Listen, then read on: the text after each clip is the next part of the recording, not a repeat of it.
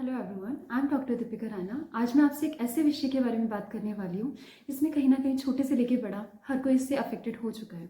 जैसे कि आजकल हम देख ही रहे हैं कि हमारा जो लैपटॉप टाइम है, स्क्रीन टाइम है, फ़ोन टाइम है या फिर हम कंप्यूटर टाइम है, वो बहुत ज़्यादा इंक्रीज़ होता जा रहा है।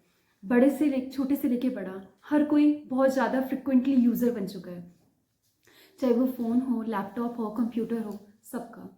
तो इस जो डिजीज़ है इसको हम क्या कहते हैं, DVS, that is digital vision syndrome. इस डिजीज़ को हम बोलते हैं। तो आज मैं इसी विषय के बारे में आपको थोड़ा सा नॉलेज दूंगी कि एक्चुअल में ये होता क्या है।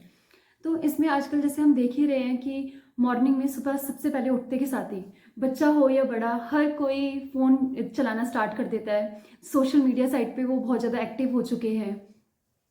उसमें कोई रील है उसको उसको देखना स्टार्ट कर देते हैं, व्हाट्सएप चेक करना स्टार्ट कर देते हैं, बहुत सारी चीज़ें होती हैं।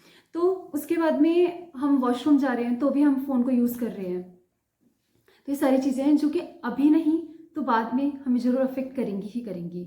हम अपनी फैमिली के साथ में या दोस्तों के साथ में बैठे हैं, फ़ोन यूज़ कर रहे हैं, हमारे पास में टाइम ही नहीं है उनसे बात करने का या फिर अपने पेरेंट्स से बात करने का। तो ये चीज़ें काफ़ी ज़्यादा हमें सोशली, इकोनॉमिकली, फिजिकली, मेंटली काफ़ी ज़्यादा हैम्पर कर रही हैं। इवन मेनली हमारी आइज़ को ज़्यादा हैम्पर कर रही हैं, जिसको हम अभी हमें पता नहीं चल रहा है कि वो हमारी आई को हैम्पर कर रही है, बट बाद में हमें इसके ज़रूर कोई ड्रास्टिक जो सिम्टम्स हैं वो देखने को मिलेंगे।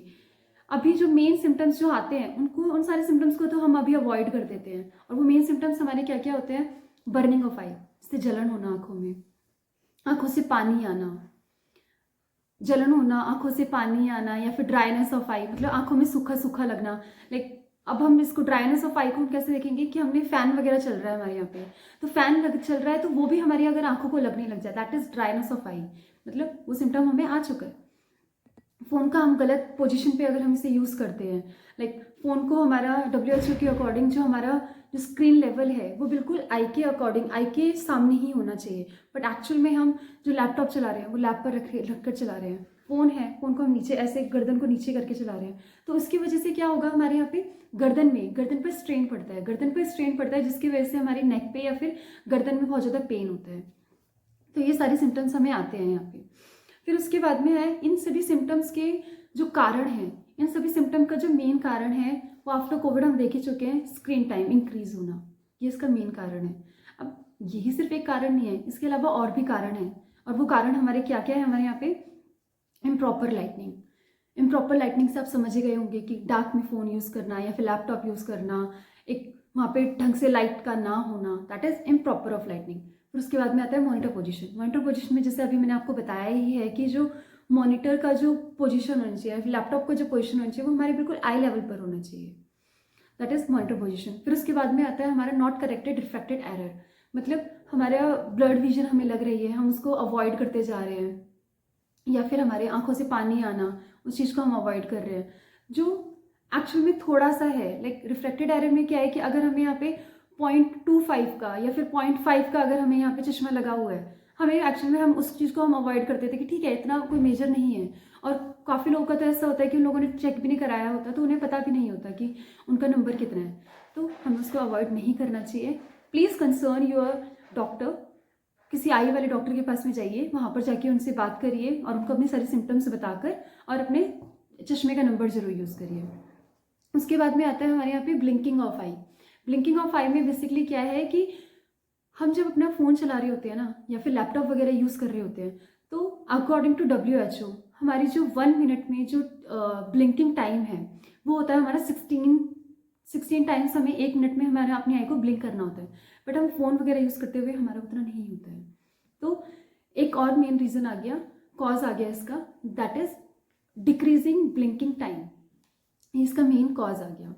फिर उसके बाद में ठीक है, अभी हमने इसके सिम्टम्स बता दिए, हमने इसके कॉजेज़ के बारे में बता दिया कि इसके बेसिकली कॉज क्या क्या होता है, लेकिन अब मैं आपको इसके उपायों के बारे में बताऊंगी कि बेसिकली हम इसमें उपाय क्या कर सकते हैं। तो इसके उपायों को हम याद करने के लिए हम क्या इसमें एक छोटा सा एक निमोनिक है जिसको हम याद करेंगे, उससे हमें याद हो जाएगा, दैट इज आयुर्वेद। आयुर्वेद में A stands for a break. A break का मतलब कि अगर हम आधे घंटे तक अपना फ़ोन यूज़ कर रहे हैं तो उसमें एटलीस्ट 5 मिनट का हमें ब्रेक जरूर लेना चाहिए। उसमें हम पानी पी सकते हैं, या फिर अपनी आइज़ को ऐसे क्लोज करके ऐसे बैठ सकते हैं, या फिर दूसरा वाला जो आता है इसमें, या फिर हम ये कर सकते हैं 20-20-20 ट्रिक। इस 20-20-20 ट्रिक का मतलब क्या होता है कि हर 20 मिनट के बाद में, फ़ोन स्क्रीन को यूज़ करने के हर 20 मिनट के बाद में 20 सेकंड के लिए 20 इंचेस पे कोई हम ऑब्जेक्ट रख लो, या फिर ऐसे ना कोई होल टाइप कर लो, उसको हमें कंटिन्यूसली देखना है। दैट इज़ 20-20-20 ट्रिक, और ये हमें जरूर करना चाहिए। इससे क्या होगा, हमारी आई जो है रिलैक्स होगी, या फिर जितना भी हमारी आई पे जो स्ट्रेन पड़ रहा था वो स्ट्रेन एटलीस्ट कम हो जाएगा। तो ए हो गया। फिर आता है इसके बाद में Y. Y stands for yoga.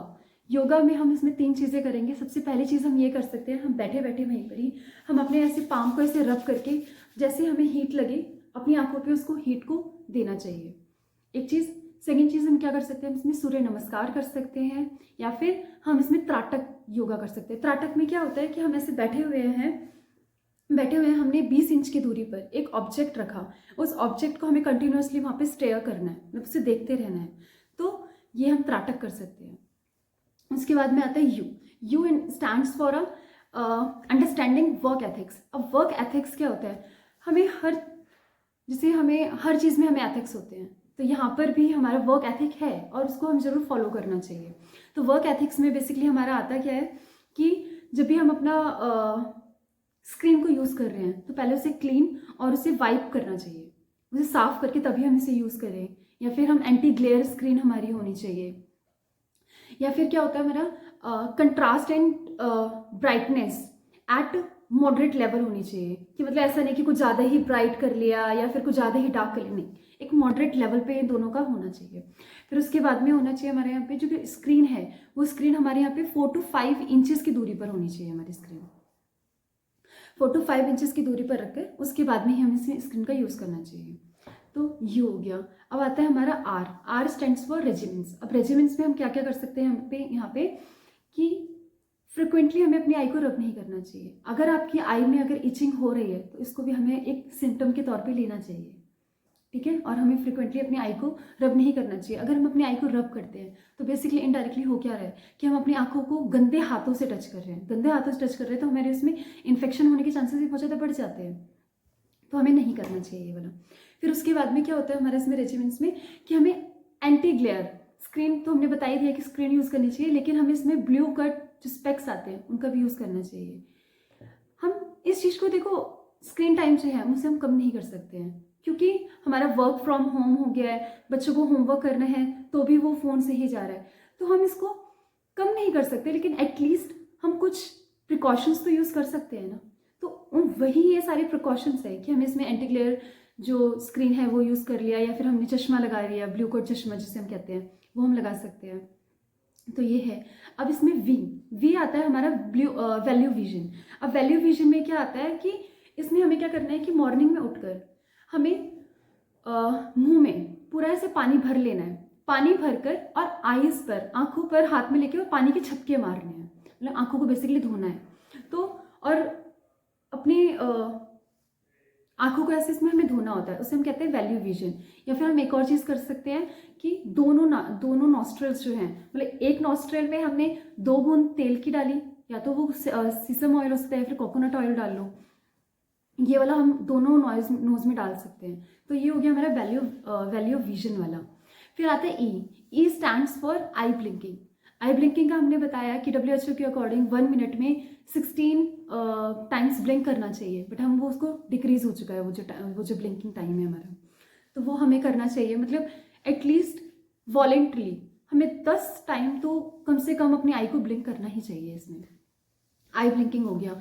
फिर डी से आता है हमारा डाइट। डाइट में हमारा होता है कि हमें फ्रूट्स खाने चाहिए, जैसे एज यूजुअल हर डॉक्टर बताते ही है कि हमें फ्रूट्स खाने चाहिए, उसमें फाइबर्स होते हैं। या फिर हमें हरी साग सब्जियां खानी चाहिए, जिसमें हरी साग सब्जियां में क्या हो सकता है हमारे यहाँ पे, कैरेट खा सकते हैं, स्पिनच खा सकते हैं, हमारे यहाँ पे मूंग दाल हम खा सकते हैं इसमें, या फिर हमारा एलोवेरा है वो भी हम खा सकते हैं। फ्रूट्स में हम क्या खा सकते हैं, हमारे यहाँ पे पपाया होता है, अनार है, ग्रेप्स है, या फिर